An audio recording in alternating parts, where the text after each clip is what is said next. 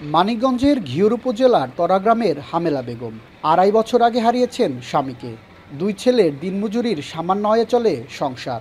১১% জমির উপর ছিল একমাত্র বসত ভিটা, কিন্তু জেলা প্রশাসন নির্ধারিত কালীগঙ্গা নদীর তরা পয়েন্টে সীমানা অমান্য করে ড্রেজার দিয়ে বালু কাটায় সেই ভিটার অর্ধেকই এখন নদীগর্ভে বিলীন।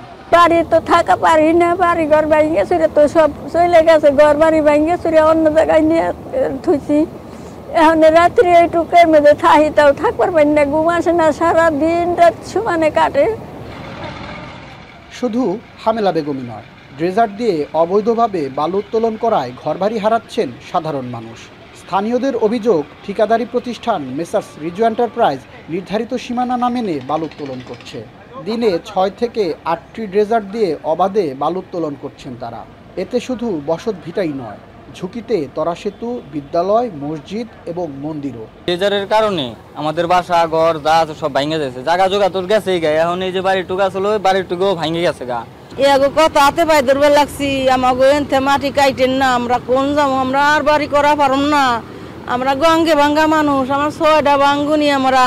এই ড্রেজারের কারণে আমার বাড়ি ভিটে পর্যন্ত ভেঙে গেছে। এখন অল্প একটু জায়গা আছে, এই গড়ডালে আমি কোথায় যাব? আমরা সরকারের কাছে আকুল আবেদন জানাচ্ছি যে যত দ্রুত সম্ভব আমাদের এখানে কোনো একটা সরকারি ব্যবস্থা করে দিই। চলতি বছরের জুনে ৭,৫১,০০,০০০ টাকায় বালুমহাল ইজারা নেয় প্রতিষ্ঠানটি। ঠিকাদারের দাবি, জেলা প্রশাসন নির্ধারিত সীমানার মধ্যেই বালু তুলছেন তারা। এটা মনে হয় ব্রিজ থেকে মনে হয় যে খুব কাছে, আপনি নিচে নামে সহজে দেখেন যে ব্রিজ থেকে কত দূরে কাটাল। ওই ডিসমিসিং আমাকে বুঝাচ্ছি, আমরা ঠিক ওইভাবে কাটতেছি ভাই। আপনি যাই সহজে দেখেন, আমরা তারপর প্রবলেম মনে করেন যে না কাটার ওই পায়ে যাবে কাটার ছয় প্রয়োজনে। সড়ক বিভাগ বলছে, সেতুর ১ কিলোমিটারের মধ্যে ড্রেজার দিয়ে বালু তুললেই ঝুঁকিতে পড়ে স্থাপনা। আর জেলা প্রশাসনের দাবি, সীমার বাইরে বালু কাটার অভিযোগ পেলে তদন্ত সাপেক্ষে ব্যবস্থা নেওয়া হবে। যদি কোনো ব্রিজের ১ কিলোমিটারের মধ্যে যদি বালু উত্তোলন করা হয়, তখন হচ্ছে বালু উত্তোলনের কারণে দেখা যাচ্ছে আমাদের ব্রিজের নিচে যে পিয়ার আছে এবং পাইল আছে, এই পাইলগুলো ক্ষতিগ্রস্ত হতে পারে এবং এতে দেখা যাচ্ছে ব্রিজের আয়ু কমে যাবে এবং ব্রিজ ক্ষতিগ্রস্ত হবে। নির্ধারিত স্থানের বাহিরে কারোই বালি উত্তোলন করার কোনো সুযোগ নাই।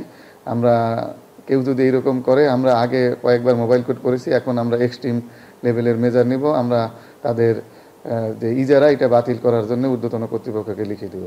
প্রশাসন আইন প্রয়োগে কঠোর না হলে শুধু ভিটে মাটি নয়, নদী পাড়ের মানুষের জানমালের নিরাপত্তা এবং গুরুত্বপূর্ণ স্থাপনাগুলো রক্ষা করা সম্ভব হবে না বলে জানান স্থানীয়রা।